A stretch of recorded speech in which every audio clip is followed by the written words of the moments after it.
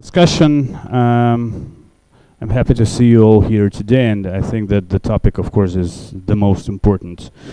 And I'm very grateful to our distinguished speakers today, distinguished ambassadors, and our guest, Mr. Jonas Ochman from Lithuania. He's a founder of the Blue Yellow NGO. Actually, he will speak a bit about his organization, but I would just like to highlight that this organization, after February 24th, collected more than 35 million euros to support Ukraine, first of all, Ukrainian army, and it's significant help from civil society. Of course, countries and state budgets are directed to assist Ukraine at the moment, but from on behalf of civil society, I think it's the biggest, at least what I know, the biggest assistance provided to Ukrainian army during this war. So I'm very happy to welcome ambassadors, Ambassador of Lithuania, Andrius Kalindra, Ambassador of the Czech Republic, His Excellency Petr Mikishka, Ambassador of the United Kingdom, British Ambassador Mr. Mark Layton, and Ambassador of Estonia to Georgia, Her Excellency Irina Kalurand, and our guest from USAID mission. Yeah, hello, Mr. David Hoffman. I'm very happy to see you all here today. I think this discussion will be very productive, and we will start with opening remarks by Ambassador Andrius Kalindra, please.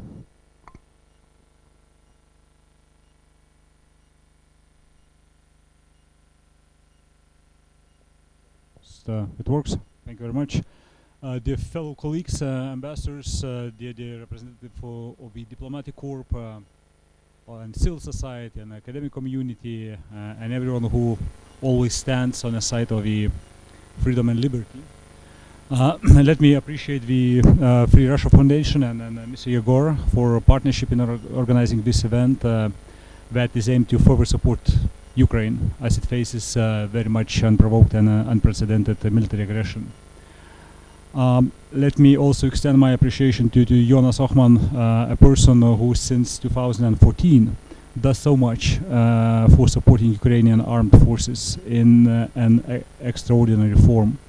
And thanks, Jonas, for visiting for the second year in a row, and hope we will continue this partnership for years to come.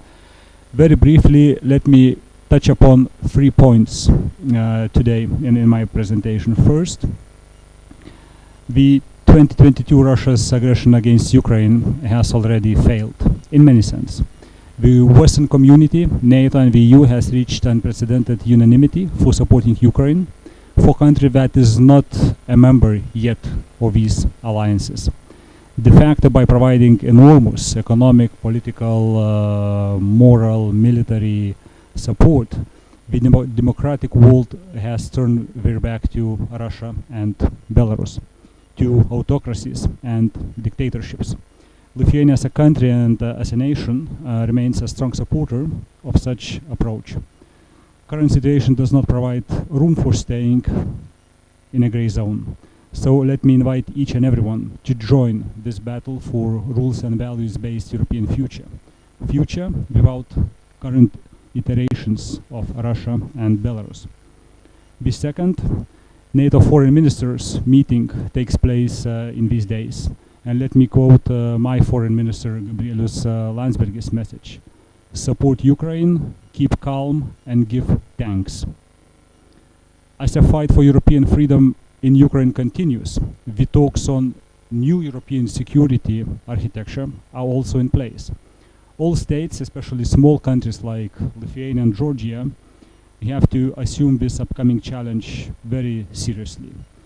At the very early stage, we must fully stop and offset any eventual effort of Russian Federation to dictate the framework and parameters of future European peaceful future. We have already had enough of so-called Minsk agreements. On the latter, it is also very important to assist the Belarusian nation to win Belarus independence and democratic credentials. And let me approach Russian and Belarusian people who left their countries and reside abroad. Responsibility of what is currently happening in your countries also lies on your shoulders. It is also your responsibility. Please do not underestimate your possible contribution in changing the behavior of Russia and Belarus. And on behalf of Lithuania, let me appreciate your work in this regard. And last and third, but not least, about the wishes. We wish Georgia and Ukraine to join the Euro-Atlantic community and together with Moldova, the European Union as well. To Russia, I wish a leader that is actually elected, not just nominally approved on a single choice ballot paper. And I wish for this leader to officially apologize on behalf of the people and the state and the state for Russia's politics, criminal actions and behavior since 1990s, to apologize to Moldovans for Transnistria, Georgians for Abkhazia and Skhinvali region, Ukrainians for 8 years of killings, rape and demolition of their infrastructure, and to apologize to the Baltic states for occupation and repressions under the Stalin regime. And I wish for the leader of Belarus that is elected, not self-appointed, to apologize for Ukrainians for betrayal against them by opening the soil of Belarus for Russia's atrocities in Kiev region and Bucha. Let me stop here. Thank you. Thanks a lot, Ambassador. Thank you for your opening remarks. Yeah, please, to Jonas. Thank you for your opening remarks. And again, I believe that this discussion is very important because now we see that in Europe, prices are getting higher. There are lots of actually problems and challenges Europe is facing, also United States facing at the moment because of the Russian aggression in Ukraine. And it's very important for us again and again to remind that we have to somehow go through it because assistance to Ukraine is our priority at the moment. And if when Ukraine wins, entire world order, and actually I'm from Russia, it's Fresh Foundation, also Russia will win as well when Ukraine wins. So all of us should in any way support Ukraine by any means.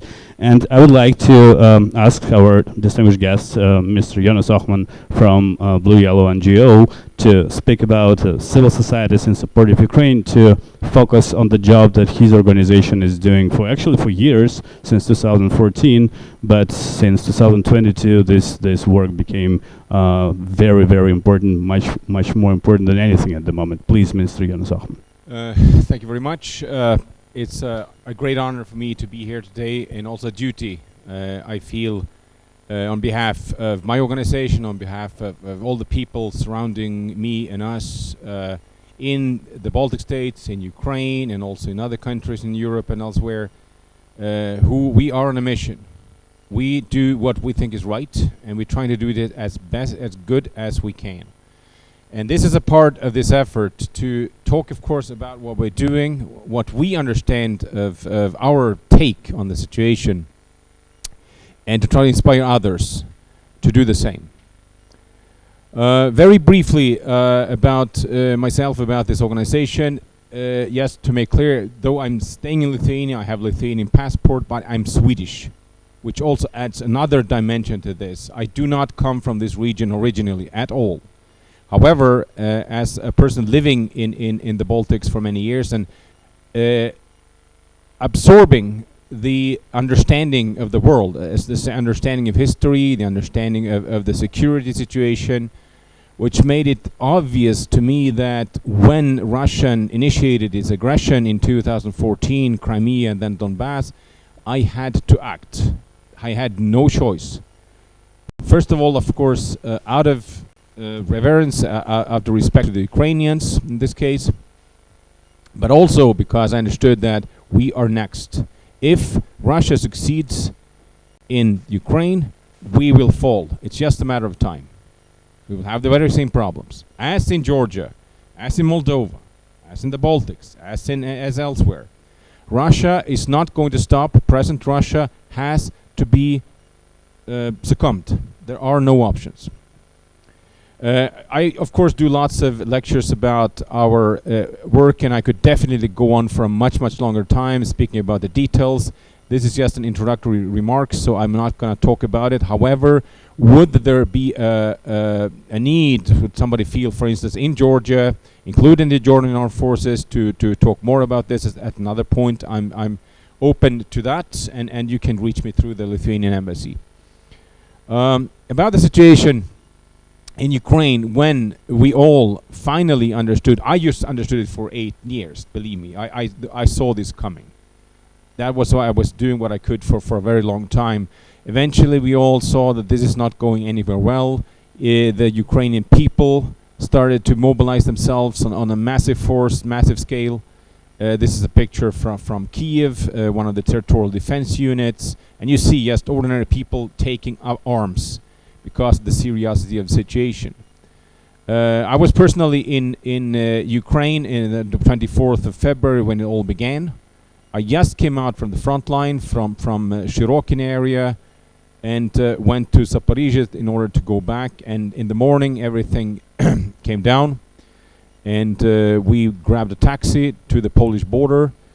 On the way back, one of my colleagues called me and said, Jonas, we have 1 million euros on our account. No, we have 2. No, we have 3. Because at that point, the Lithuanian population, the Lithuanian people, knowing us and understanding the seriousity, started to make massive donations. I have never ever expected anything like that in my life, which made us able to work on a wholly different level. At this point, we have from Lithuania provided hundreds, thousands of items we know for sure are necessary for the fight against the aggression of the Russian Federation. This is one example. One of my colleagues sitting in front of me, as I see a massive amount of drones, a crucial part of the war. This is in many ways a drone war, and we are in the middle of it. We do what we can. We are supporting. We have a specific concept. I call it support warfare, where you do not fight yourself with a gun, so to speak, but you're right behind the fighters, right behind the units, and you provide them with what they ask for to get an advantage against the enemy. We have done that for 9 months now on a massive scale. This is one example from Kherson area. We were just behind the units and the Kherson offensive, providing them with what they asked for. In this case, on this picture, high-end night vision. We have learned that the Russians are very bad at nighttime fighting, and we are using it against them. Also, on this picture is an interesting other detail. You see the American flag here. The person second to from the left is Kyle Parker from Helsinki Commission in Washington, D.C., part of the Congress, who asked me to join us for a support trip to the front line, giving him an opportunity as a representative of the Congress to speak directly to the fighting units, to the commanders. We understand that in order to actually do this, take it to the end, to be more efficient, be smarter, we have to get closer to the fighting. And we are promoting this idea widely and in all possible ways.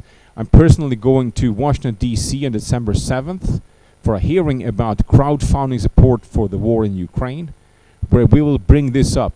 In order to do this properly all the way and to actually finish the job, we have to get closer to the fighting, to do as we do, act as civil society does in this case.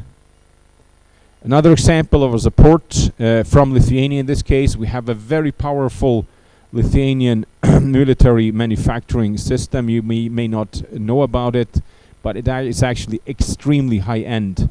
This is one example. It's an anti-drone equipment provided to the Chechen battalion, Sheikh Mansour, fighting together with Ukrainians in as we speak.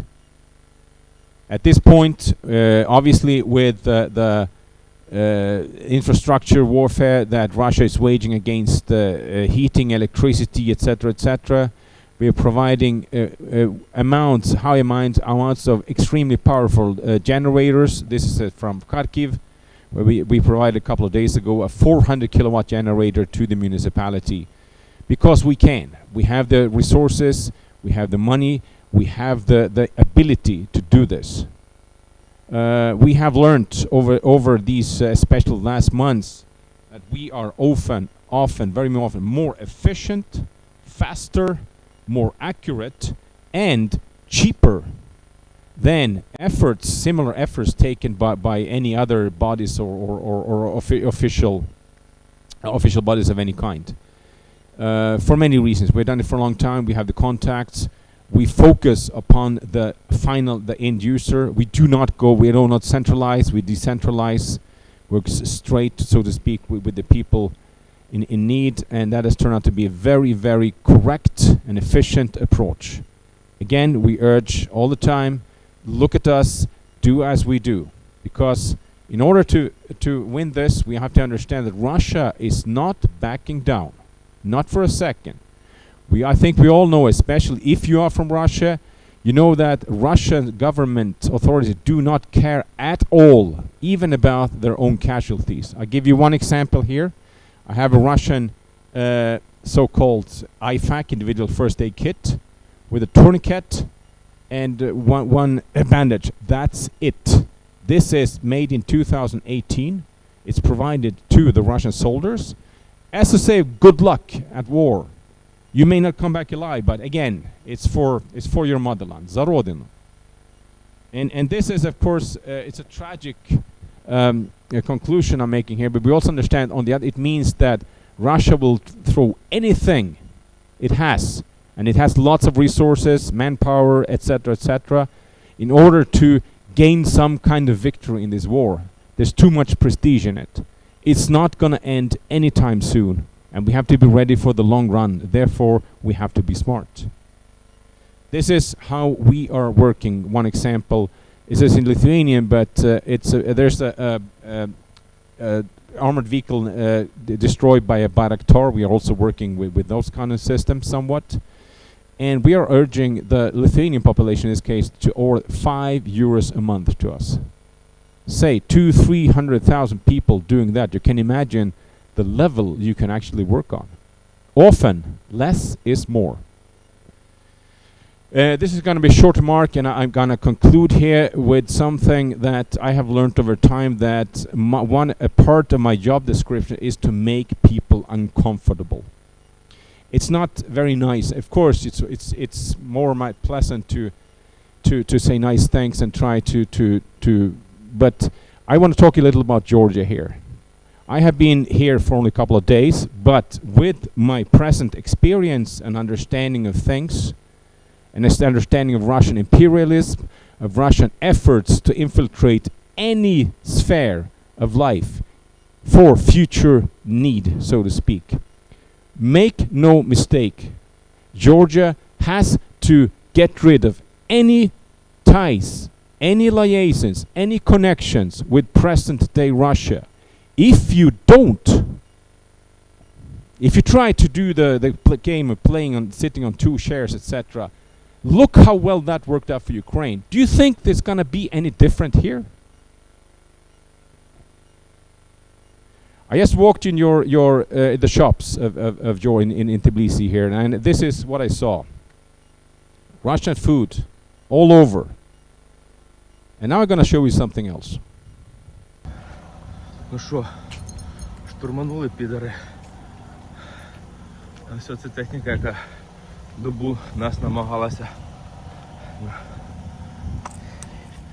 І всі ці підараси, які нас штурмували всю ніч.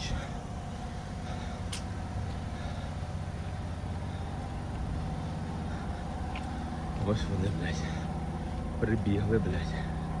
І там теж.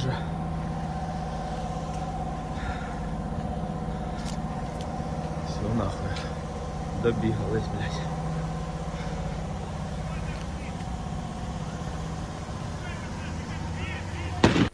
North of Kyiv. Georgian shop.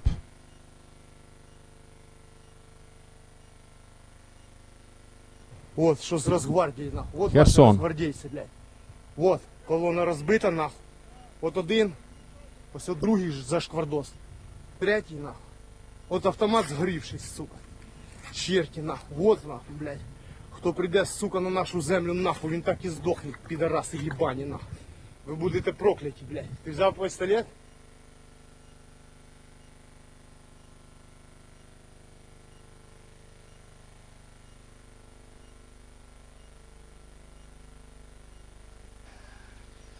Вот это вот защитники русского мира. Те, которые, суки, бурятик конченый. А вон мозги его, блядь, простреленные. Что ему в жизни не хватало? Пидору, блядь. Сиди себе, блядь, в своей Бурятии нахер. Так нет. Лежит теперь, блядь, удобряет чернозем наш. Вот, сука, еще один, блядь. Но этого уже отгорел. Что тебе, сука, не хватало в жизни, кацапура ты конченая, блядь? Пидор. If you don't manage to see the connection between these two things, you do not understand what freedom is. I finish off with a picture I got today from a friend of mine, a female volunteer from Ukraine, holding, as you can see, if you know the Russian weaponry, Soviet weapon, you know what this is. This is the present day of the fighting. We are in touch with the front line every day from our end. We do what we can. But also, in my being here, my job is that this is something we all of us. This is our war. This is our chance at the same time. But once for all, to actually make a difference, to change the course, to change the DNA of the security structures of this region, and of course, more generally speaking, Europe and also of the world. I'm part of it. I'm proud of it. It's very tricky, very complicated, but we're gonna stay as long as it takes, and then some. I thank you for my initial remarks, and I understand we haven't gonna have this. I want to say more about this, but later. So thank you very much. Thank you very much. And thank you again for all the work that you do for Ukraine. We didn't invite to speak representatives from Georgia today for many reasons, but like I live here for 10 years, I will just say some words. Georgian civil society is supporting Ukraine. It supports Ukraine in many ways, protest rallies, assistance to Ukrainian refugees. Like many, Georgia is the #1 country in terms of international soldiers taking part in the war in Ukraine, and 24 Georgian volunteers died in Ukraine. One of the volunteers, by the way, David Kasarov, is here today, who took part in defending Ukrainian cities. And I think we're all very, very grateful to all Georgian people who took part in this war, because actually the war in Ukraine is Georgia has the same, of course less, but the same war with Russia for many years, for decades already. So it's one war for these two countries, unfortunately. And we, David Katsarov and I, and Ms. Sofochkonia, like civil society in Georgia, like small part of it. We also had charity summer camp for children of Ukrainian refugees this summer, and we're happy we could assist them and have at least some normal time, few weeks of some normal time. And just 1 minute before we move to panel discussion, I want to say about another local movement that assists Ukrainian refugees from the beginning of the March. Very, very good people. There are lots of representatives of various countries actually in Tbilisi. It's called Volunteers Tbilisi, and their flyers is when you will exit the room, it's on the left, you can check it. They already assisted 5,000 refugees, Ukrainian refugees in Georgia, provided shelters and homes for hundreds of them, and still works a lot. And I would like Ms. Kira Togusha to say just few words. Please come here if possible. Just few words, 1 minute please, about your movement, because it's very important also to support Ukrainian refugees here, please. Hello everyone, my name is Kira and I'm working in Volunteers Tbilisi since March. And for me as a Ukrainian, it's important, it's my duty to help a Ukrainian refugee who comes here every day, and we kind of faced the consequences of full Russian invasion in Ukraine. So right now, as many refugees needs a help, as you know. And right now we also need your support, and we need that you support us with information or maybe connection or maybe some education program for Ukrainian children, because here is a lot of that. And also thank you for supporting us, and thank you the Georgian nation for supporting the Ukrainian nation. It's important, and for us I think it's a great job, and we need to do this, and it's our duty to help to each other, and we need to fight this together. So thank you so much. Yeah, thanks a lot. Again, it's Volunteers Tbilisi, and such flyers, when you exit, it's on the left. You can check information about organization. They really did and do lots of great things here, helping Ukrainian refugees. Now we will move to the panel discussion, and Mr. Jonas Ochman also will join the discussion. And our today's speakers again, His Excellency Mark Clayton, Her Excellency Rona Kavlerand, His Excellency Petr Mikishka, Mr. David Hoffman from USAID, and we will start. And I would like to ask Ambassador Clayton to make his remarks and to highlight United Kingdom assistance to Ukraine and the view of this war and Russian aggression in Ukraine, please. Thank you very much. And I mean, really, Jonas, thank you so much for those really striking images that really bring home just what the reality of this looks like on the ground. I think it's worth probably saying a few, sort of repeating a few basic facts at the start, and including on the UK position. So, of course, in contrast to your people's-led response, I'll be speaking from the sort of HMG UK government perspective. We are really clear that Russia's attack on Ukraine was unprovoked, premeditated and barbaric, an attack on a sovereign democratic state. And I think that the unacceptability of that is what lies behind a really strong and united international community response, where the whole international community, barring the odd outlier, has come together to oppose Russia's actions, which we think are an extremely clear, egregious breach of international law and the UN Charter. I think it's very clear now, may have been crystal clear at the time, but Russia was never interested in genuine talks with NATO about security guarantees in the run-up to the invasion. It spent that time focusing on deceit and furthering its territorial ambitions through an illegal invasion of a peaceful sovereign neighbour. I think the really basic principle that underpins the UK's support for Ukraine is that Ukraine, as a sovereign, free and democratic state, has the right to determine its own future. And that applies everywhere. So that is also what stands behind the UK's support for Georgia. Georgia paid a terrible price back in 2008 for making its own sovereign choice to pursue its own path of Euro-Atlantic integration. And I think since Russia's invasion of Ukraine, the UK, certainly my governments have been really clear that actually, in hindsight, our response both in Georgia in 2008 was not enough, and nor was it enough in 2014. We didn't respond strongly enough to deter Russia from future aggression, and we are determined not to make that same mistake again. So my Prime Minister spoke just the other day, actually, in London. He was very clear. He said he wanted to rule out short-termism and wishful thinking when standing up to adversaries such as Russia and China. And he spoke at some length about being stronger in defending our values and the openness on which our prosperity and security lie. So I think it's those sort of principles which mean that, which underpin the focus that the security and defence of our allies in NATO and the wider Euro-Atlantic area is one of the UK's top foreign policy priorities. We must work together collectively to ensure that Russia doesn't succeed in undermining European security and stability ever again. And that's why we stand by the commitments we made in 2008 for both Ukraine and Georgia around NATO membership. We continue to be absolutely committed to that principle that no other country has a veto on NATO membership. It is for the alliance and the alliance alone to decide on that.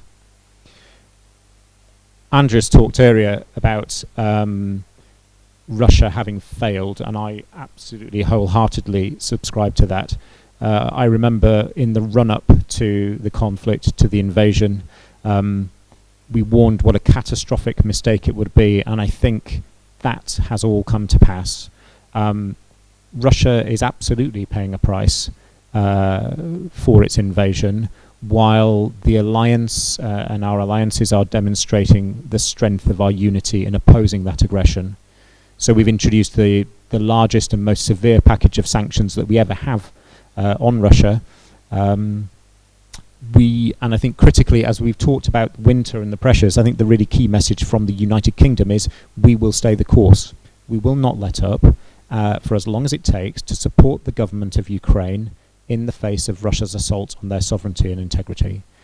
And above all, right now, the people of Ukraine are really in the center of our hearts and minds, because they are bearing the brunt of Russia's barbaric attacks on purely civilian infrastructure on a daily basis. Putin is trying to starve and freeze the Ukrainian population. I don't think we can avoid that, and he cannot be allowed to succeed. So just in the last couple of weeks, my Prime Minister has travelled to Ukraine, as has my Foreign Secretary.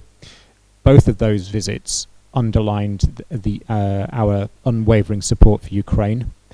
There's been a lot of talk about our military assistance, but I think it's really important that, as Jonas's pictures showed, this is a multifaceted attack. So actually, in our most recent visits, the Prime Minister announced an extra £50 million of air defence support to protect civilians and critical infrastructure.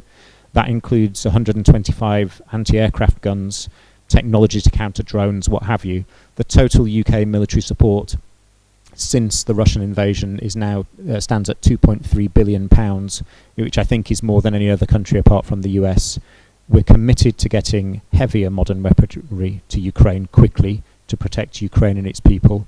And the Prime Minister was also clear that we will maintain that commitment or indeed increase it next year.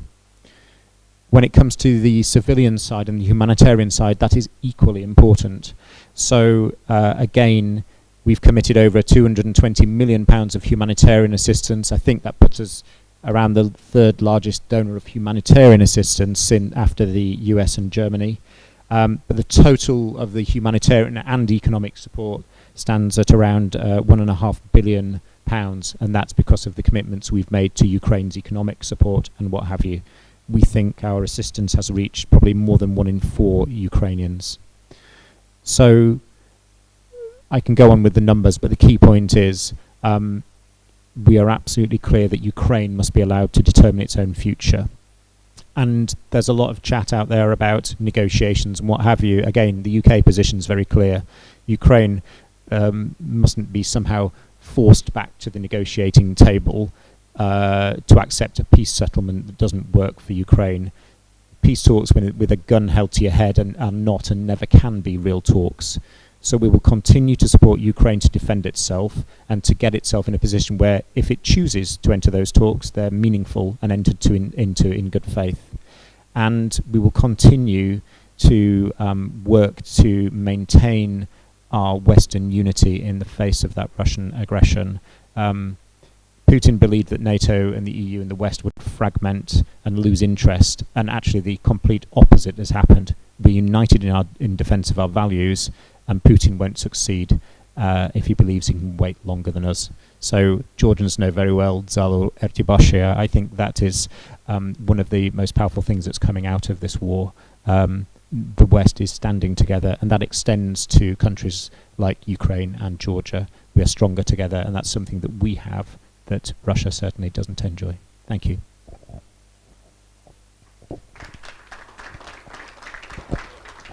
Thanks a lot, Ambassador Clayton. And yeah, actually, how vocal United Kingdom was in the beginning, especially of the war, I would say inspired many to act stronger and be more direct in statements and actions, which is very, very important.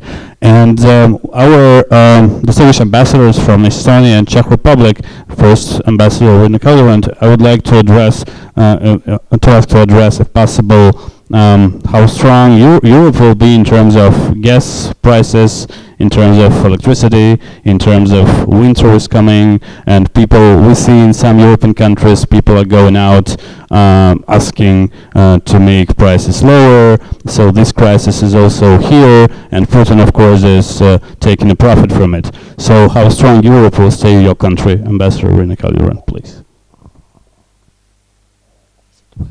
No? Yeah. Hello. Okay, good. Good afternoon to all of you, dear colleagues, ladies and gentlemen. I try not to be too repetitive, even if I would like to list up all these positive things that my country has been doing in support of Ukraine. But first of all, I would like to thank Igor and Free Russia Foundation, and also the Embassy of Lithuania and my dear colleague Andrius for keeping this topic on the agenda, the topic of the war in Ukraine.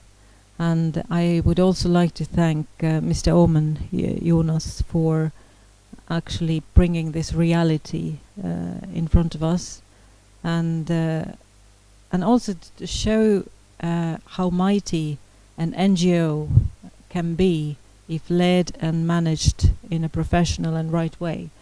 And I think that they are really doing great things in Ukraine, and I know that there are many NGOs in many countries who are doing the same thing. Maybe the numbers are not the same when it comes to financial support, but still it is the civic activism in this regard is very important. And well, we are today talking about the bravery of Ukraine and also this unwavering support, these two topics. And I was thinking about it. And when it comes to bravery, then of course there is no question. I mean, we are all surprised, astonished by the resistance that Ukrainians have shown during almost a year in this horrible war. And when I think back on the history of our countries, I mean, the history has not really been very kind to the countries bordering Russia. We have all suffered a lot.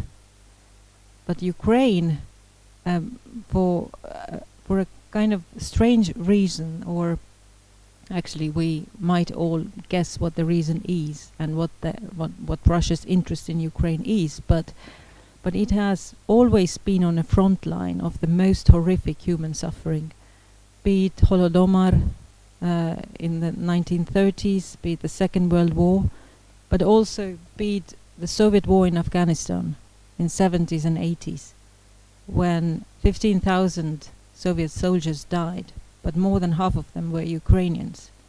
So this has always been a kind of a tricky tool of Soviet regime or Russian regime to use somebody else to fight their wars. And Ukrainians have also been those who have been forced to fight wars for Russia. And now Russia is using the soldiers of other regions, not necessarily the elite troops somewhere in Moscow or St. Petersburg, to fight the war in Ukraine. So I really bow in front of Ukrainian bravery. But bravery is not enough in order to fight that war. They need military help. And of course, as my colleagues have also pointed out, that their countries have been in full support of Ukraine politically, militarily, economically. So has Estonia. And Estonia actually was one of these very few countries a year ago who believed that the war was a reality.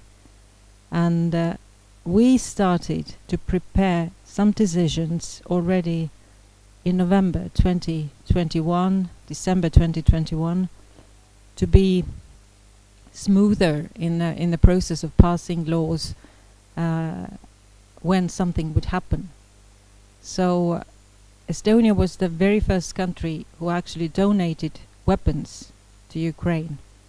And the first sort of the help reached Ukraine on the 18th of February 2022. So we gave them javelins, the anti-tank weapon systems. And since then, Estonia has been in the forefront, fighting for all the opportunities, or trying to get the other countries to support and contribute as much as they can. And I think that this is exactly our task to do. As a small country, we are not competing in numbers when it comes to financial support or military support. We are not competing with the US or UK or Germany. But when it comes to GDP, then we are, of course, one of the first. Estonia has contributed more than 300 million euros in both military support but also humanitarian aid, and this is 1/3 of our defense budget. So that's how big our support has been, and we will continue to do that. And I think that it is kind of maybe easier to understand why we need to support Ukraine when we think what we have to lose. I mean, there is everything to lose and nothing to win. Ukraine must win this war for any price, and we have to make that possible, because otherwise, when this international order will collapse, we will all be in a grey zone. When we think of the international organizations, the European Union, NATO, we have now reached the unity that has never been there. If Ukraine loses, or if the war ends with some kind of a solution that some parts of Ukraine will be occupied, then I mean, this will show Russia that they can go on with that kind of behavior unpunished. This will not make the situation, the security situation for any of us easier, and especially not for countries like Georgia or even the Baltic countries, because they might try whatever they might try. Also in the case of the Baltic states, I mean, this is the biggest danger that Georgia is facing, and that's why Georgia really needs to make up its mind and stay on the right side of history.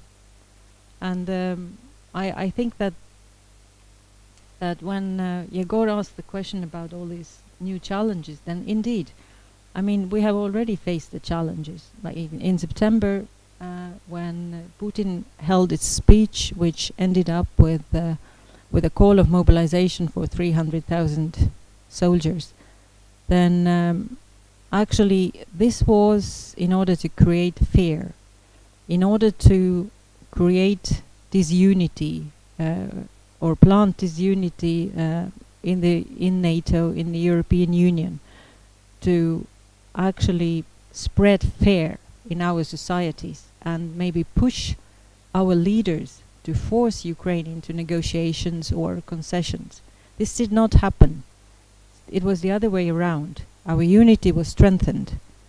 And I think that the new challenges are exactly what are threatening our unity are the energy prices, are all kind of commodities, or I mean the winter that we are facing. This is exactly the challenge. But if we focus on what is important here, and it is the war in Ukraine and all this misery that we saw in this movie, then I think the energy prices are of secondary importance.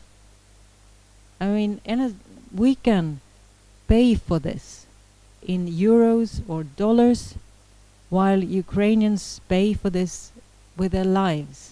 And there is a difference, and that's the difference of focus. So I think that this is our obligation as a sort of a civilized society, to fight for the right things, life. And I think I will stop here and hand over to my colleagues. Thanks a lot, Ambassador. Thank you for your remarks and for the support Estonia is providing also to Ukraine. And Ambassador Mikiski, actually I asked you this question, I think in June during the discussion, the same, like whether Europe and Czech Republic will go through this pressure from Russia's side. I mean, energy prices. We saw some rallies in European cities, not rallies, of course, rallies in support of Ukraine, but also rallies about this energy prices and some other challenges people are facing. So whether European countries' domestic political issues will not stop Europe from providing this assistance. Please, Ambassador Mikiska. Thank you very much, Igor. Thank you very much for organizing this conference. It's really a hard pleasure because the topic is very tragic, but it's very commendable to organize such a conference and together with so important partners like Lithuanian Embassy and Blue and Yellow to show how terrible the developments in Ukraine and how terrible the aggression of Russian Federation on Ukraine is. Arina said that she doesn't want to be repetitive, and you were not repetitive. You pointed out very important things together with your predecessors as well. It was Jonas mentioning that this is our war. It was said that, well, we have to keep our unity because we are fighting for our future, we are fighting for our presence. This is very important that we understand how important the unity is, how important it must be, how important it is to show it to the aggressor that we are together, that we can deal with all the fears and all the threats that we are facing, and that we can do it. And I think that we are trying, and we are trying quite successfully. Igor mentioned the demonstrations. I know exactly what you were mentioning. There was a demonstration in the main Prague square. According to Russian media, of 100,000 people protesting against the Czech support to Ukraine or supporting even the Russian aggressor. Well, in fact, the number was not 100,000. It was a little bit more than 60,000. But still, it's a considerable number. If you consider a population of 10 million, a little bit more, that still we find people that don't remember our past, don't remember our history in 48, 49, and then especially in 68, when and all those years from 48 until 89, when we experienced on our society and on our lives how the close relationship with Russia or Soviet Union can be.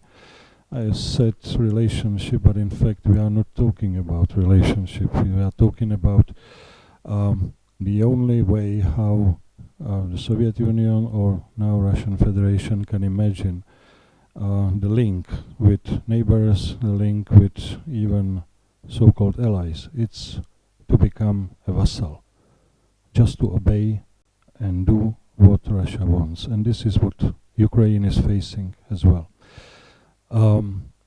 So yes, these demonstrations are there, or they had a place, and the organizers were identified. They are pro-Russian disinformation outlets, very dubious people even, personally, and with financing from Russia.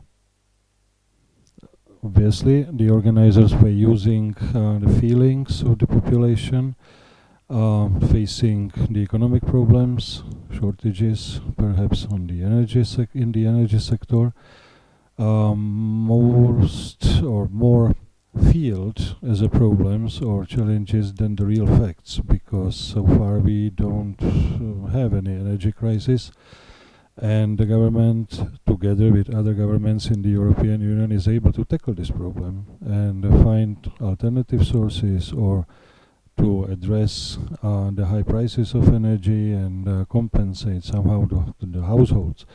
So it was more fear than anything else that brought people to the streets. And nevertheless, those projections, we have a popular support, which is mainly shown in the material and humanitarian aid and support to Ukraine. Well, the last number I saw, it was from the beginning of aggression till September. And then the Czech civil society collected around 500 million euros, and this aid was channeled through NGOs to Ukraine. At the same time, we are hosting at this moment around 450,000 Ukrainian refugees. There are probably more, but those 450,000 were recognized by the authorities as refugees, and they are receiving social benefits and support. But there are others that are not receiving because they are not registered. Mainly, we are counting with ladies, with women, and children. The children are receiving since September the education, both in Ukrainian and Czech. Well, it was in Ukrainian only before the end of the school year, and what we see with a special pleasure is that Ukrainian refugees are coming to Czech labor market. In Czechia, we used to have around 250,000 Ukrainian citizens working and living before the war. It's our second national minority, but many of them returned back to Ukraine and started to fight.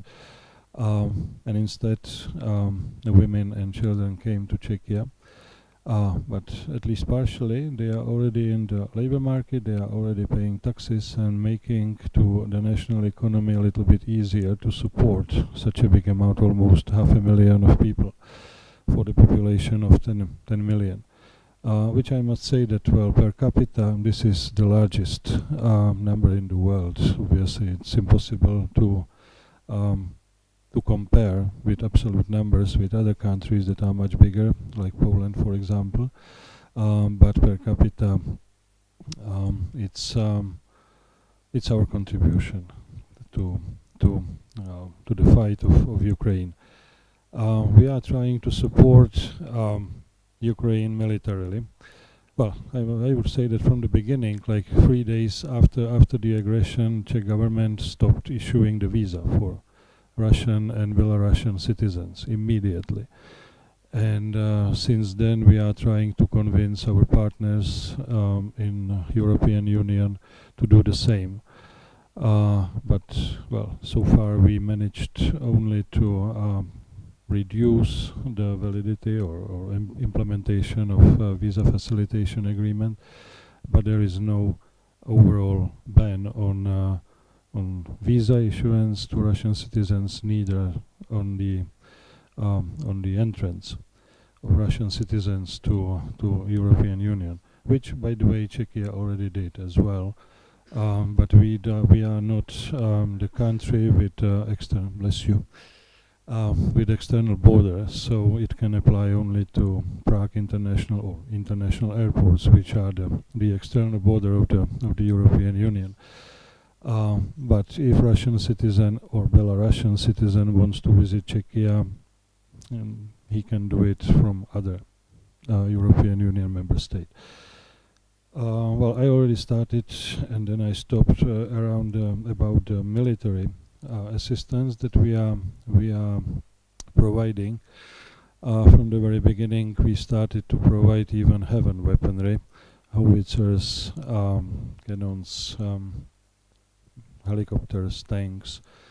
I have a list here, but my government, due to a tragic attack on a military depot back in 2014,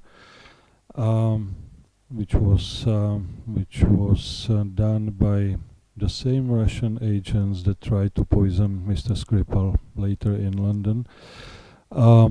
So my government is not disclosing the exact numbers, but according to evidences from the battlefield, it's around almost 200 Czech tanks, dozens of infantry fighting vehicles, heavy mortars, stout artillery, self-propelled artillery, multiple rocket launchers, surface-to-air missile systems, attack helicopters, man-portable air defense systems, anti-tank weapons, obviously small arms and ammunitions, and something sometimes so needed as a pontoon bridges as well for overcoming the rivers. We see our role as well as a presidency of the of the Council of the European Union, which Czechia holds this semester.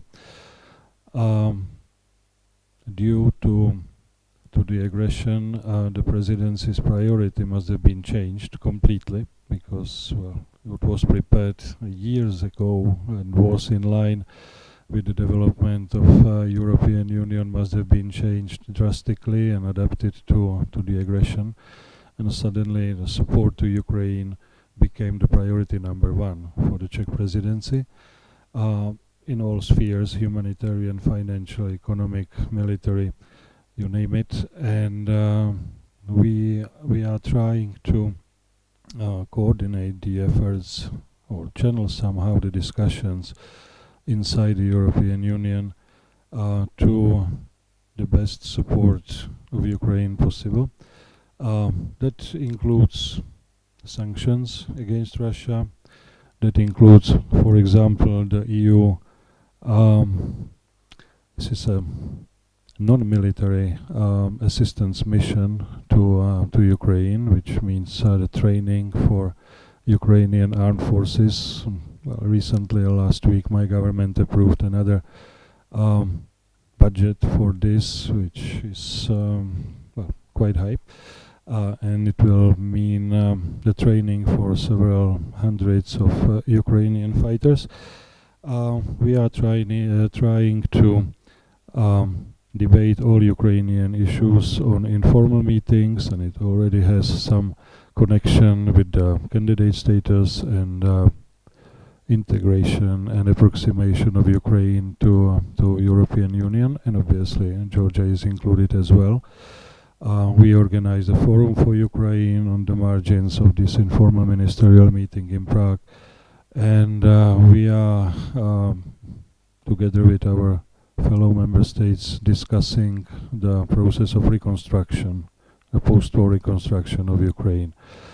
And it's coming even to my embassy, because recently we just received the instruction, for example, to participate in this program of post-war reconstruction. Let's call it humanitarian stabilization and reconstruction assistance, mainly provided to Ukraine, but there is also a spillover, let's say, to Georgia. So we are identifying how we can support also Georgia and make both the economy or defense sector more resilient in this situation. This is what we are doing at this moment. I don't want to be repetitive either, because I'm not able to say it so nicely and correctly like Mark and Rina did. But I want to be repetitive in one thing.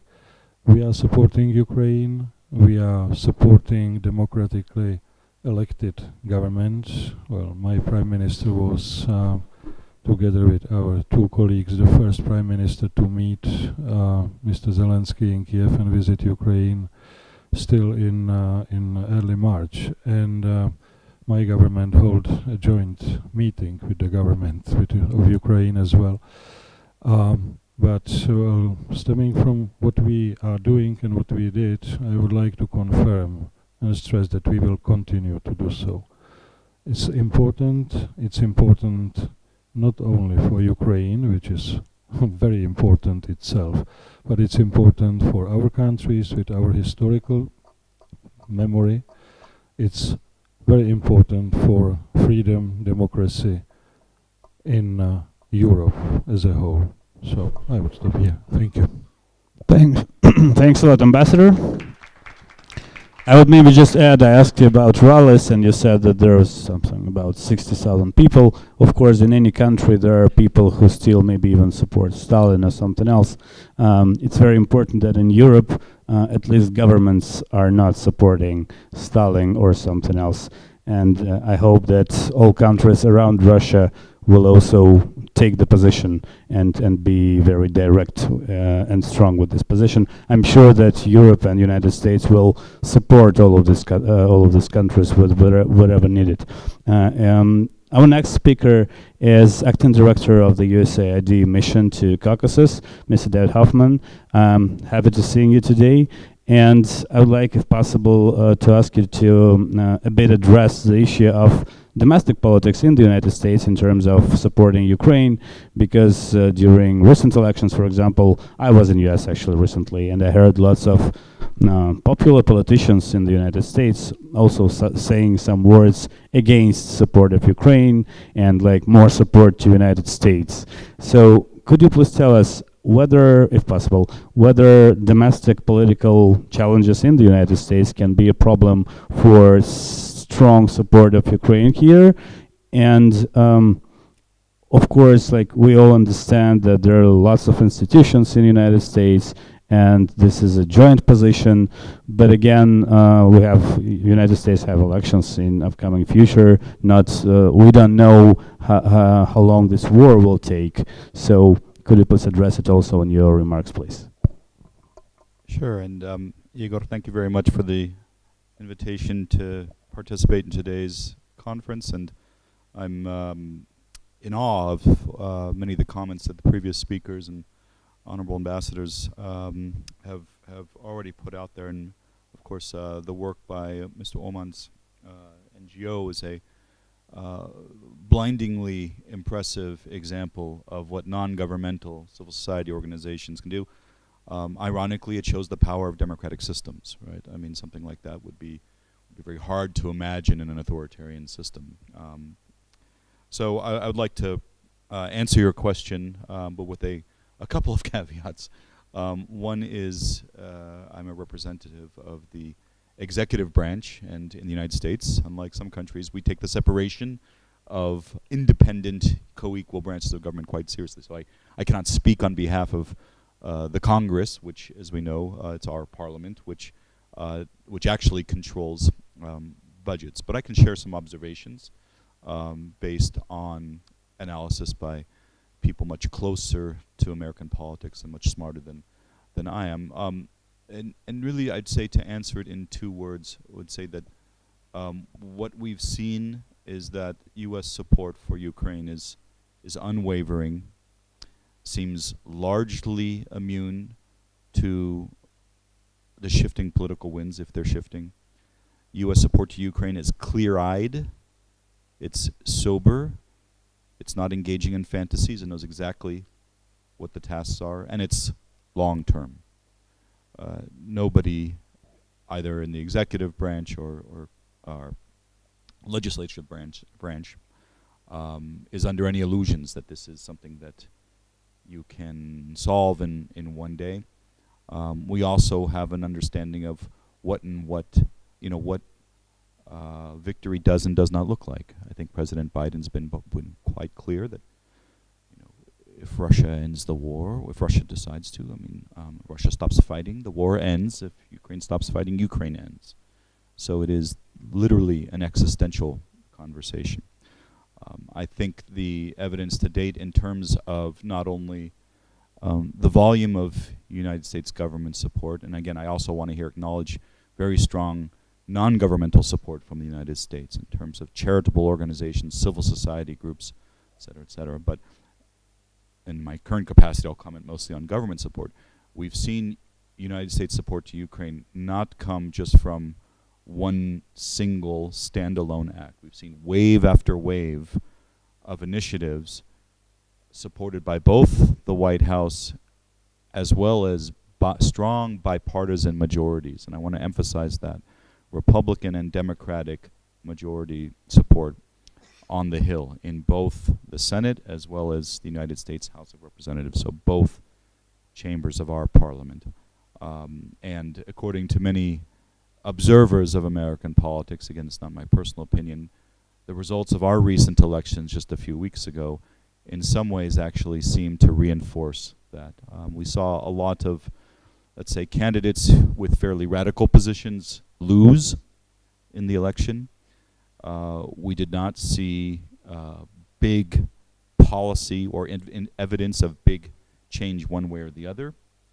And so those facts give confidence to those who can point to U.S. support to Ukraine and say it is strong, it is enduring, it enjoys bipartisan support, and it is full spectrum in the sense that not only are we looking at, again, quantity, and we can talk about numbers, but it's looking at helping Ukraine not only survive but win, and not only win but then reform itself as well. And I want to say a couple words about that. So first, again, just to throw out some numbers, and these are actually more than 1 month old, so I think they actually might be out of date already. But the United States support to Ukraine since this most recent re-invasion of Ukraine, because let's understand Ukraine's been invaded since 2014, it's about 27 billion United States dollars. Again, this is only official support, not talking about the civil society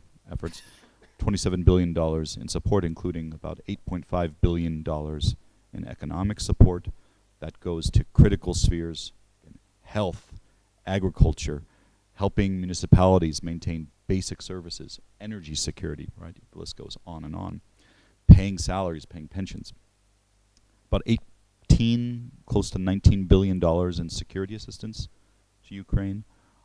Again, I think we all know what that means. And then about $1.5 billion in emergency humanitarian assistance, so direct assistance, food assistance, food, shelter, hygiene products, these sorts of things.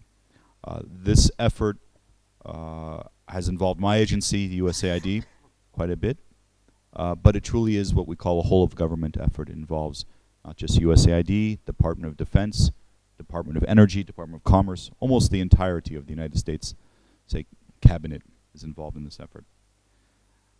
We're looking, as I mentioned, not just to help Ukraine recover and rebuild in the sense of replacing and replicating what was destroyed, but to actually help Ukraine emerge from this stronger and better.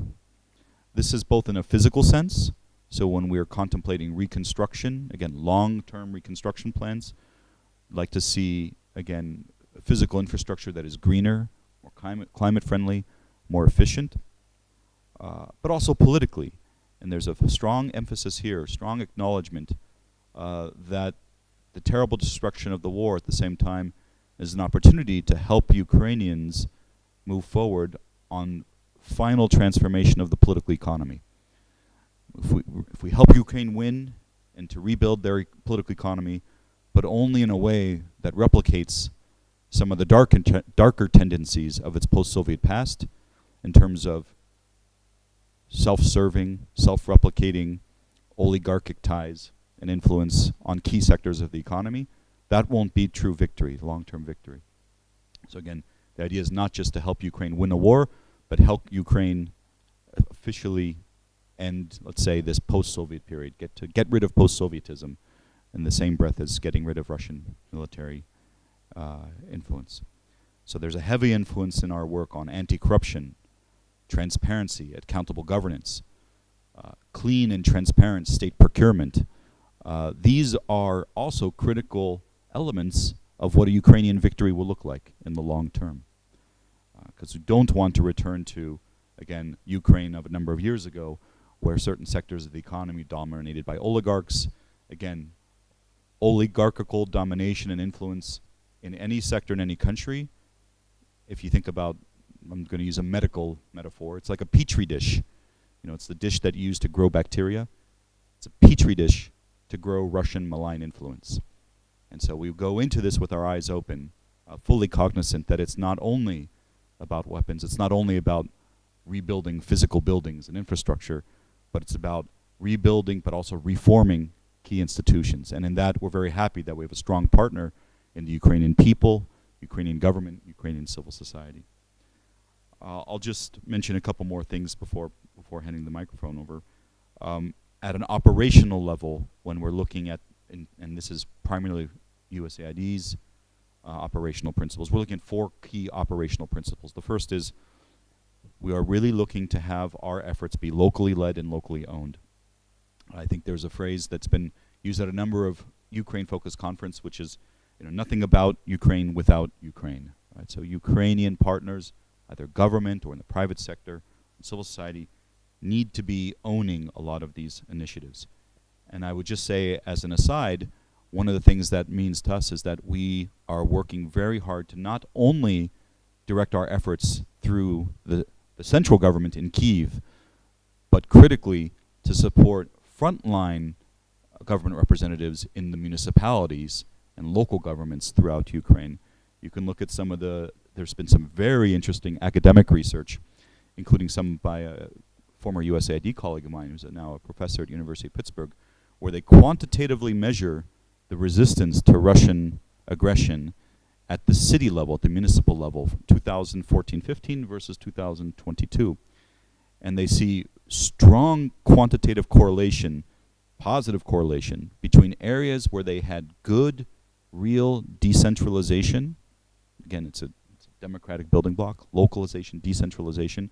On the one hand, you can see the connection between that and then resistance to Russian aggression. And we see this reflected in the faces of a number of some of these mayors in Ukraine. I'm thinking about guys like Ivan Fyodorov in Melitopol, who even, he was imprisoned by the Russians and then got out. Now he's still broadcasting Facebook Live straight into Melitopol, which is still under occupation. So we're trying to, again, really help out not only the central government, but localities, because, this is, as they say, where the rubber meets the road in terms of, it's the face of Ukraine that the face of the Ukrainian government that most Ukrainians see is their local government. It's the local government. Are the policemen, are the firefighters still showing up for work, even though there's bombardment? Are teachers still teaching, despite bombardment? Are pensions still being paid? These are the critical factors, oftentimes, which determines someone's loyalty, someone's attachment to their state. So first operational principle, locally led development. Second is, as USAID, we are looking very hard for catalytic opportunities for change, not incremental. So again, looking for opportunities for so-called last mile or leapfrogging technologies, whether it's in terms of internet connectivity or connecting the Ukrainian electrical grid to the European Union electrical grid, which we were, by complete coincidence, this has been a long-standing USAID project. We finished the physical connection on February 23rd, which was, again, an example of a last mile initiative, which is the second operational principle. The third is data-driven. It's very hard, to do good development assistance or humanitarian assistance if you don't have good data. And if you don't collect this data, you're not going to have it. I was struck by conversations we had with, again, Ukrainian mayors who are trying to plan, for example, public services, education, firefighting, emergency services, but they don't even know how many people are still living in their municipalities. So we try and make our efforts data-driven, again, and it's hard, obviously, in a conflict environment, but it's very, very important. We can't use old census data to plan how much assistance is going to different oblasts and different districts. And the fourth and last operational principle that I'll highlight is we're trying to make our assistance as flexible as possible. Especially with the U.S. government assistance, we're trying to be able to jump back and forth, to toggle back and forth between emergency humanitarian assistance which oftentimes operates on a scale, a timeline of days and weeks, and longer-term development assistance, and then rapid response, small grants types assistance. So we're trying to be flexible in that sense. We're also trying to craft assistance that can adjust to the situation on the ground. You can think of Ukraine, in many war zones, they have so-called white areas, geographical areas that are under relative peace, black areas that may be areas of intense combat or kinetic operations where the Ukrainian government might not have control, and then so-called gray areas that might be in the middle. If we are truly going to be developing and delivering assistance for the people of Ukraine, we can't only concentrate on the safe areas. We can't only deliver assistance to the so-called white areas. And so we're working hard to have programs and partners who can also work in these gray areas, and in some cases also even in these black areas. Obviously, sometimes you have to be quite creative to do that, but that's also one of the operational principles we're following. In this, I want to emphasize we have two critical partners.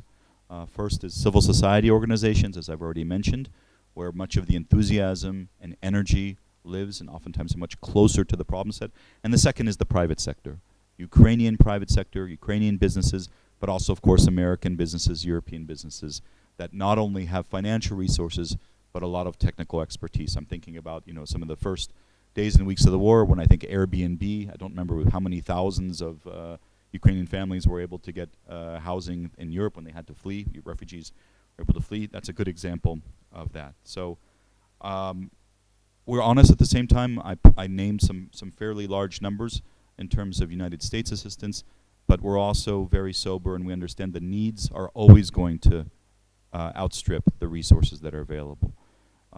And so that, again, is something that we mitigate, we solve through consultations with our partners, with our friends in Europe and Ukraine and elsewhere. But at the same time, it doesn't change the fact, and I'll just end with the same sentence that I started with.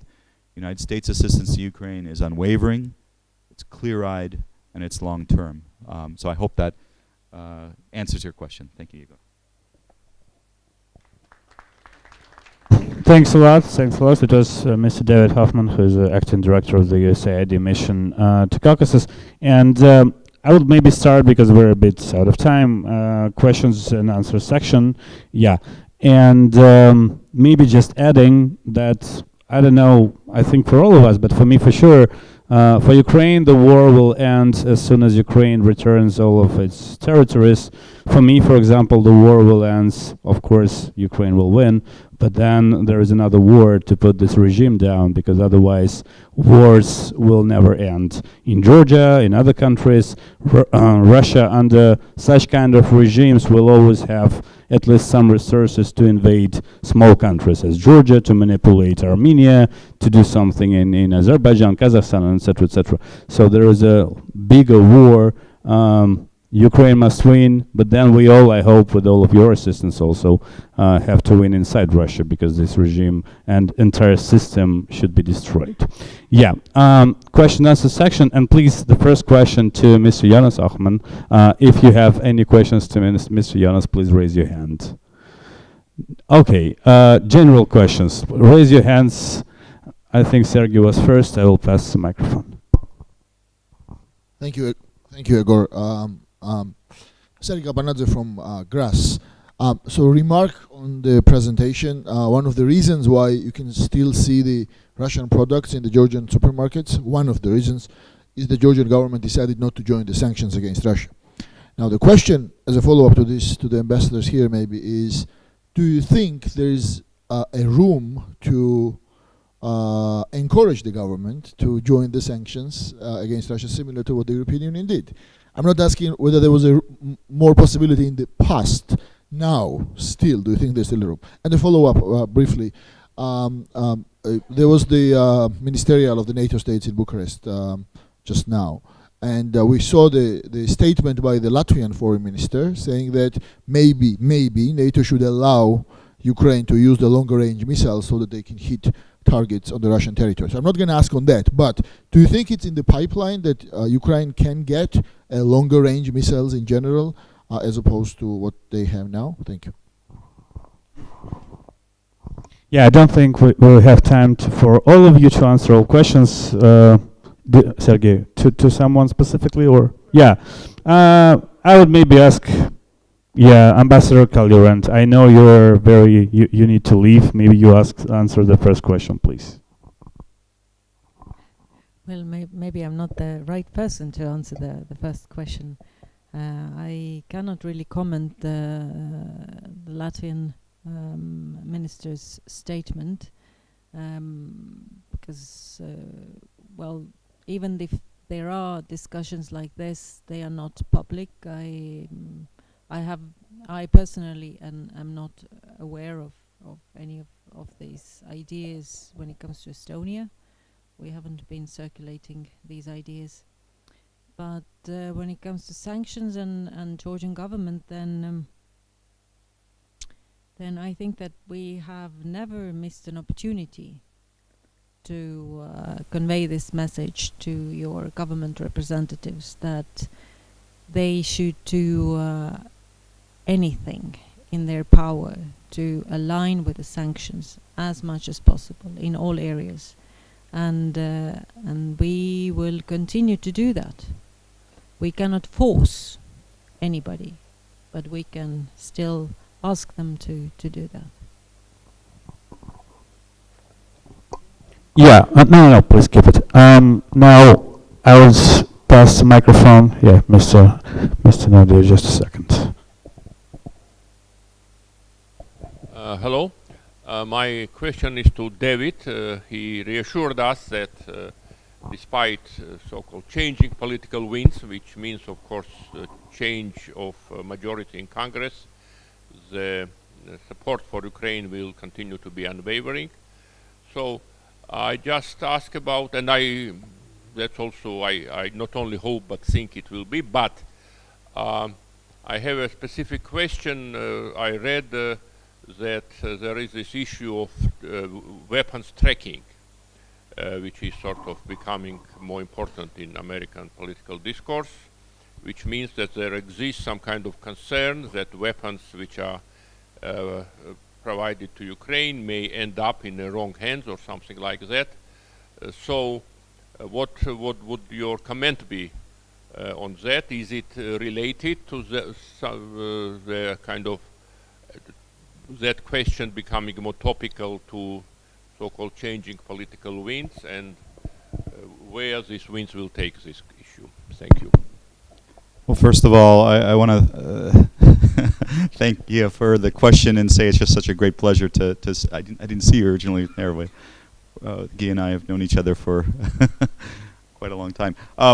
I would say that weapons tracking is a form of accountability, and we welcome it. It's not anything out of the ordinary.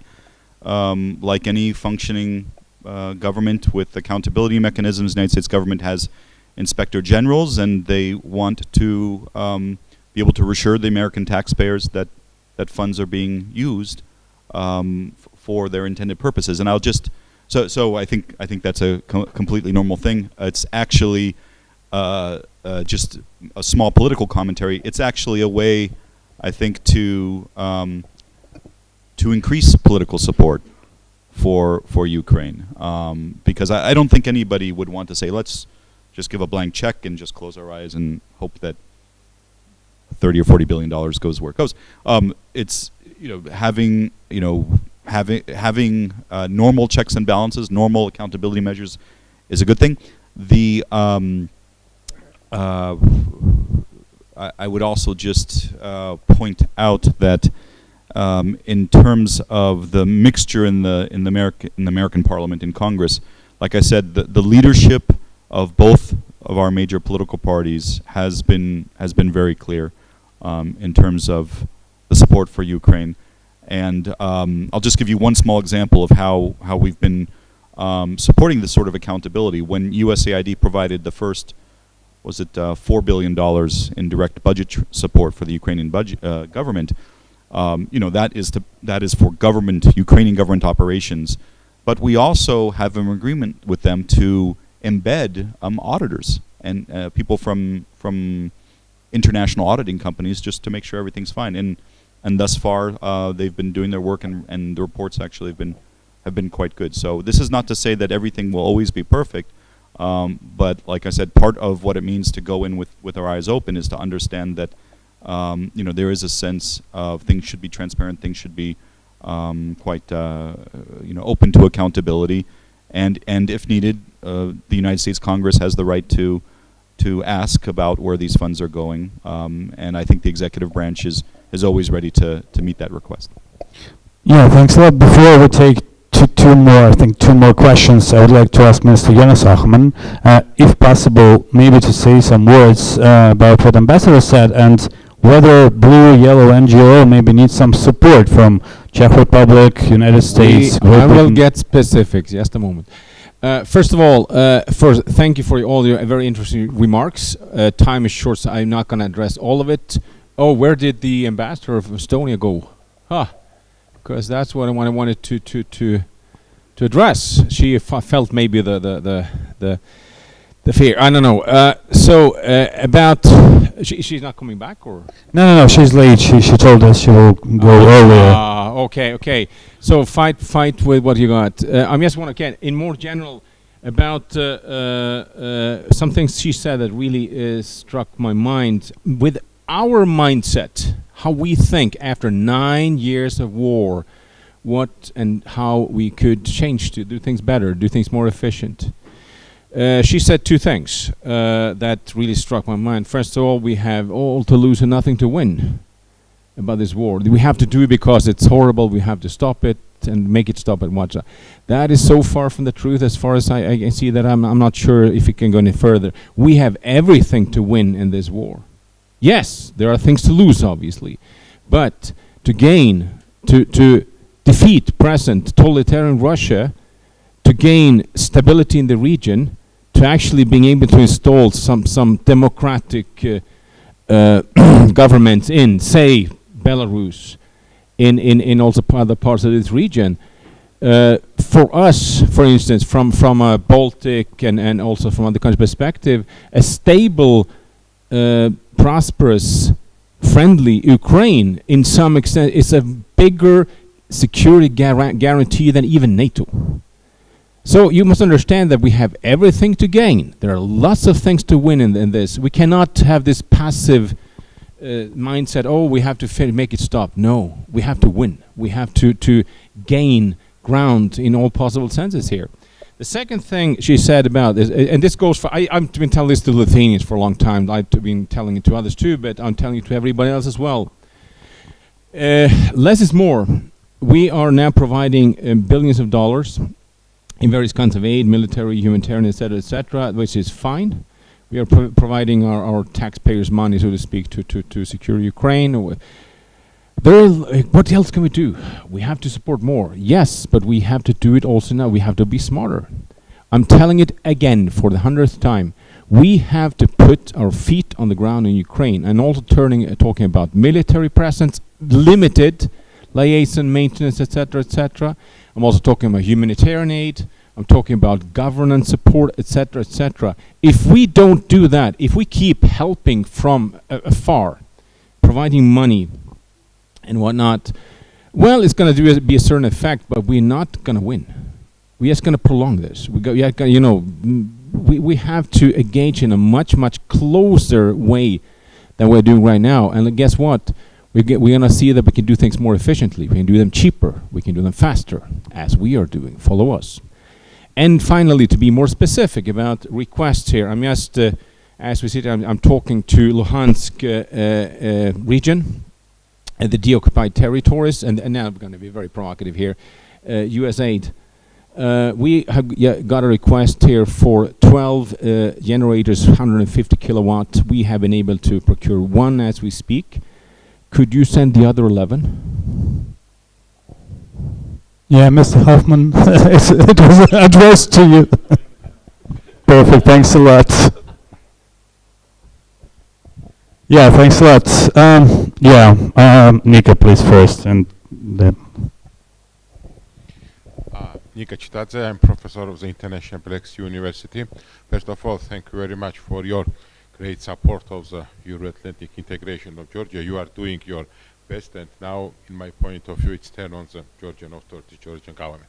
Now, with your permission, I have some questions and comments, let's say here, related to the midterm and long-term perspectives related to the democratization of Russia. For example, let's imagine that Putin's regime, by this way, is ended, but at the same time, we know here that the influence of the democratic forces in Russia is very weak. For example, before the war in September of 2021, during the elections at the State Duma, ruling party, incumbent party, Единая Россия, took 49% of votes.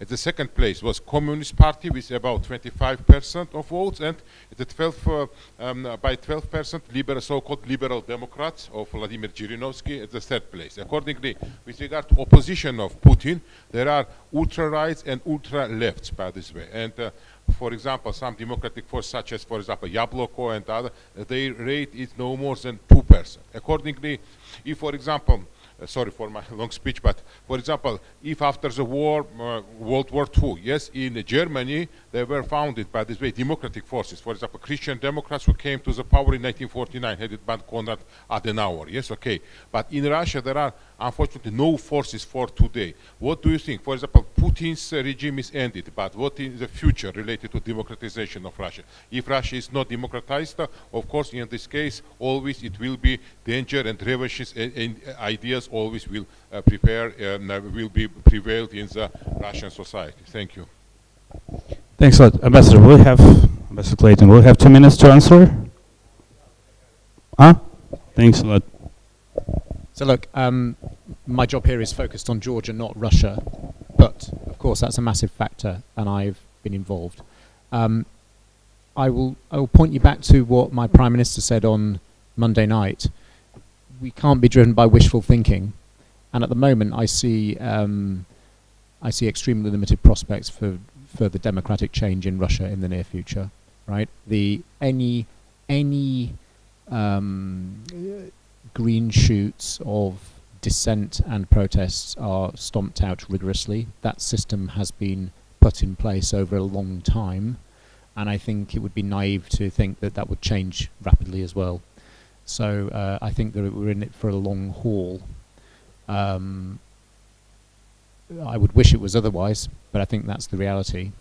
And I think that for all the speculation about Putin changing, you know, I don't see, when you look at people who are out there in the field, slightly tongue-in-cheek, but the next president of Russia won't be the director of the Bolshoi. It will be somebody, you know, the heritage and the history of Russian leaders has been, and the Soviet leaders, they have come from the Silovaya Struktury. So I think we're in for a long haul, and it's going to be very difficult, which is why we have to remain committed for the long haul when it comes to Ukraine and on places which are at risk of Russian aggression, like Georgia, where they're under threat. We need to invest heavily in security defense, but also the core fundamentals of robust, democratic, resilient societies. That is the answer to tackling that problem in the long term. Thank you. I'm sorry, I have to go. Sure. Thanks a lot. Ambassador Igor Bulava, please. Your Excellencies, dear guests, thank you for invitation. Gigi Ugulava, politician, former mayor of Tbilisi. First, I would like to continue the point that you pointed out. I mean, the war will not gonna finish soon, and it means that we have to have concerns about, and I would like to ask the question about that.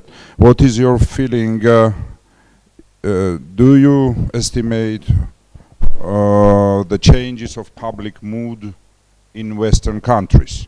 Because we have talked the unwavering assistance to Ukraine, and we see that. And it's very, very important, but we know that Western countries are Western governments are depending on public opinion. And how soon or how likely is the change of the mood toward the bad direction? Because of freezing, because of inflation, because of being tired, because of I don't know, thinking that it's not our war and etc. etc. Because only challenge that I think and I feel and I see is now that type of erosion. And how firm will be this assistance in 23 and beyond? This is, I think, the most important question and directly dependent to public opinion in Western countries. Another question is about Georgian and Georgian government. So I am not going deeper in evaluation what the Georgian dream is doing inside the country, but still we more or less are agree that amid the war, the Georgian government position is I think that they have committed treachery against its partners. I'm not talking about the public of Georgia, whether they should be against Georgian dream or not. It's another thing, but fact is the position of Georgian government is a treachery and against its partners. And do we expect and should we expect any follows for the country of Georgia, not for the government of Georgia, current government? So what type of consequences will have this type of position of Georgian dream to the country, not to the government and ruling parties? Thank you. Thanks a lot. Ambassador Kalindra, please. I know you love this question. Which one? Change of mood. Definitely, we should be very objective in this regard, because democracy allows the change of the mood. At the same time, we as Lithuanians, we did not expect that all Western community will be so united for Ukraine. And that also was change of the mood in the European capitals. It still continues. It's hard talks around the table. The consensus is never easy. That's why we will do everything possible to maintain the level of inclusiveness and level of support. Just very few simple examples, as just it was a reference to the energy prices, to everything. In Lithuanian parliament, elevators are switched off in order to economize on energy. Every third street lights is kind of working. This is not that this is a lack of energy, but in order just to be ready. Because this winter it will be not just climate-wise, but economically and politically very, very severe, and we're ready for that. The most important is the views of the population. Since 2008, we understood that same $1 from the west and from the east, this is not the same USD. We do not need influx of the tourism from Russia and Belarus.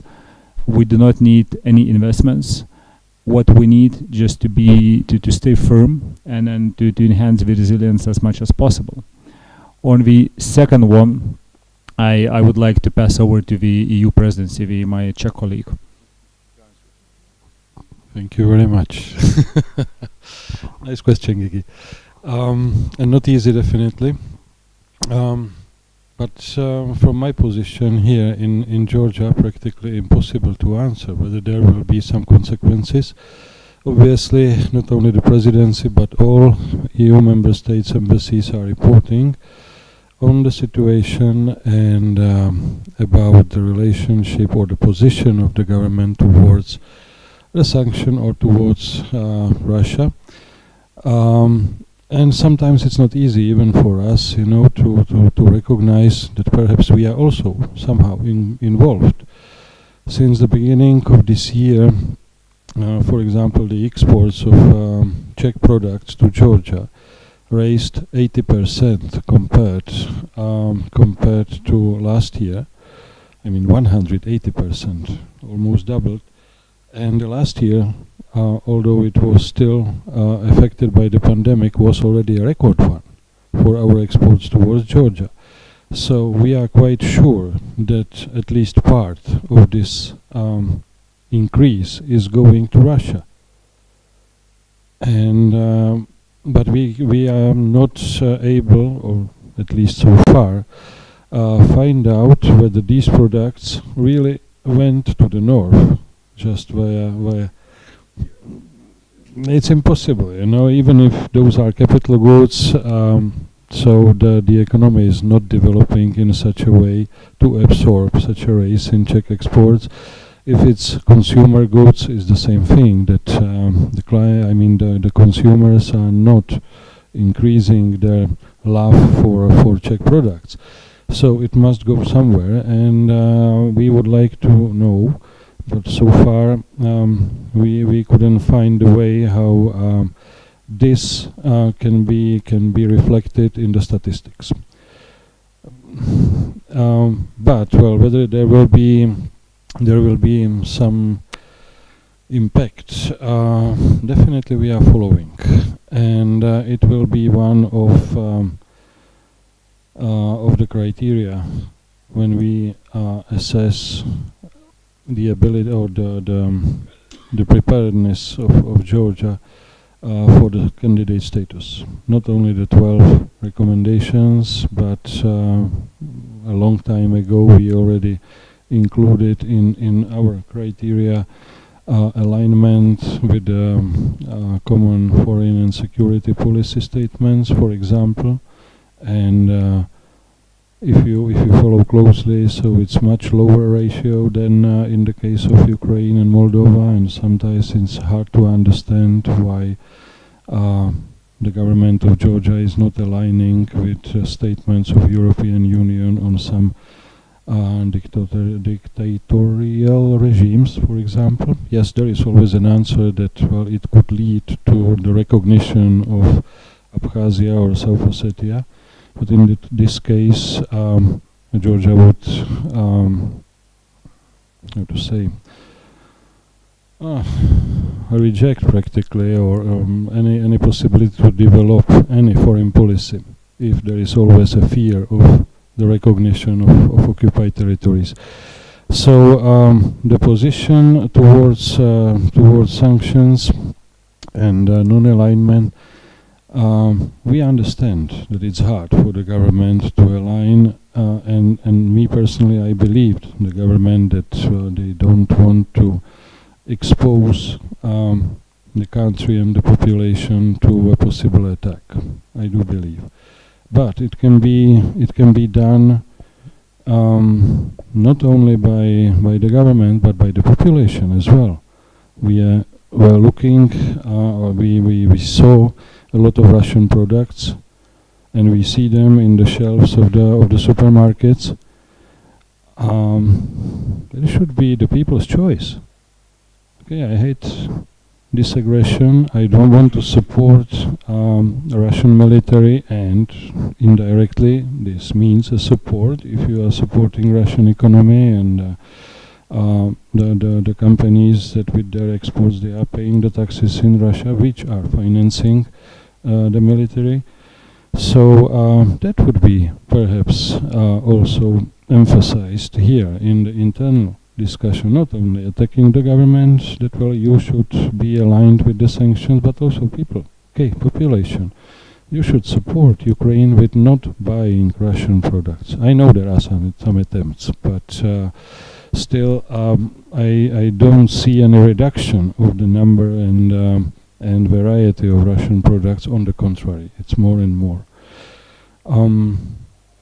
So my answer to your direct question, I don't know how will be the impact. Thanks, Slaven.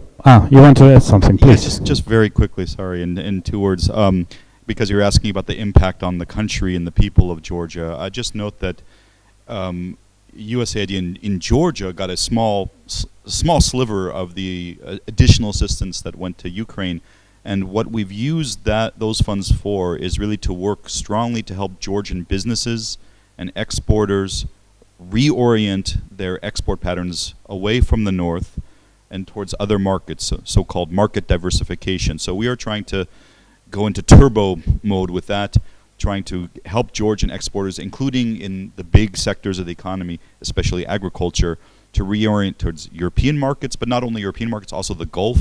So we're doing a lot of work there, as well as on the energy security side, to really help the Georgian energy connections move away from this north-south connectivity towards, in the middle to long term, towards the European Union market. And that's by promoting the supply of clean renewable energy in Georgia, hydro, wind, and solar, but also in some of the physical connectivity, ultimately, hopefully, culminating in an undersea cable connecting Georgia to the European Union. So, thank you. Thanks a lot. Yeah, it's very important. The last question from Ms. Natakoridze, please, and we'll finalize. Yeah, I'm sorry. I hate to be the last one to ask the questions, especially since we're out of time. But this actually echoes what the UK ambassador was saying about the future. Yesterday at NATO Ministerial, NATO made a statement that and reiterated that Georgia and Ukraine will become members of NATO in accordance with Bucharest Summit. Since the war started, we have been, hearing as mantra that this is the window, may be a window of opportunity for Ukraine and for Georgia. Given that we don't know, how the events will, we know that Ukraine will win, but we don't know how much time it will take and what processes will take place in Russia itself. That's probably going to take a lot of time for Russia's regime to change and to reform itself and so on. The issue of guarantees, security guarantees for these two forefront countries are really key issues. And basically, my question is, what's your take on, the processes inside your countries and in NATO? Is there a realization, the growing realization that Ukraine and Georgia should or must become members of NATO for the future security guarantees, basically, for them to feel secure? And does this window of opportunity, you think, arise itself before the end of the hostilities and end of the war in Ukraine, or rather after? I mean, I know it's not an easy question, but still, I would like to hear your opinion. Thank you. Thanks, Liz. I would like you to choose who would like to answer this. I will try just to shortly address as upcoming NATO summit will take place in Vilnius in July 2023. So this is not a secret that Lithuania's national interest also is secure Georgia and Ukraine, and this as never before coincides, because it cannot we cannot talk about the European security architecture without insecure our best allies and friends. So ahead of the Vilnius summit, of course, this is not for Lithuania to decide. It's going to be the consensus-based decision, but the form and then proximity of the location itself also says very much. So there are high talks right now on these specific issues, and our Minister of Defense has paid a visit a few weeks ago here. We do expect the high-level Georgian visits to Vilnius in order just to make the tangible progress. What kind of progress? Definitely wouldn't know what's going to be in a half a year. But Vilnius will become an avenue for in a best possible way to reflect Georgia and Ukraine politically, and definitely it will be a political decision. So the doors are much more open rather than before. A short remark, just to inflict some little small provocation, maybe some how things are changing. I had a lecture at a library in Vilnius a couple of weeks ago for just ordinary people, librarians and whatnot, and we talked about the security situation and what is happening. In the case of Lithuania, there are negotiations about setting a German brigade as a security guarantor in Lithuania specifically. And there are some issues, whether all of it, half of it, or some of it, are they coming at all? It's kind of like it's a tricky issue. And a woman, yes, a librarian, a lady, she stood up in the audience and she said, yes, an ordinary person said, well, I don't know about the Germans, but if I had a Ukrainian battalion in Lithuania, I would feel safe. giving you some ideas how things are changing. And we have to change too. Thank you. Maybe about the security guarantees, it's hard to say now. We are still in the discussion on the individual tailored approach to every country included in this process. Me personally, I cannot say that I see any progress since the Madrid summit in the summer. But unfortunately, the head of NLO, the NATO liaison office, just left. But I would say that the position of Georgia could be perhaps more solid if we see that those 2% of GDP dedicated to the defense sector are not spent only on the housing and the social conditions of the military, but in weapons. And since the war started, even before, I witnessed a couple of conferences talking about the capability, defense capability of Georgia, and the conclusion was no way. We have no chance, any chance to defend ourselves. And still with all this, we can see news about new housing blocks for officers. I don't want to say that the military personnel should not live decently and in good conditions. But in a situation like this, the weapons are the priority. And at the same time, we see the government asking for the security guarantees. So spending on a soft power, let's say, or spending on, even if you want, political advantages of helping this kind of society and expecting perhaps the votes of the military personnel, but this is my personal speculation, obviously. But as I said, in the situation of such a security challenge and threat, the investment in equipment would be expected. Thanks a lot to all of our guests today, and of course our speakers, distinguished speakers, ambassadors, Mr. David Hoffman, Mr. Jonas Ochman. Thank you for coming, for what you do, and of course we will keep on supporting Ukraine with whatever we can. And I hope that USAID will help to Jonas with his request. You wrote it down. Thanks a lot. Thank you. Yeah. Thanks a lot. Our discussion is over, and please, if you want to discuss something personal already.